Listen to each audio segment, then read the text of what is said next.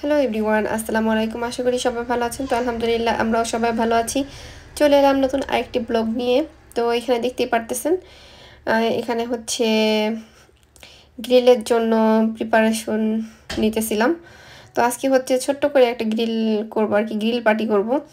তো বাসায় মেহমান আছে, তো সবাইকে নিয়ে আসলে গ্রিল করব। তো হঠাৎ করে আসলে প্ল্যানটা করা, তো এই জন্য হচ্ছে টুকিটাকি করে অল্প কিছু আয়োজন আর কি করতেছিলাম, আর সেগুলোই আপনাদের সাথে শেয়ার করলাম।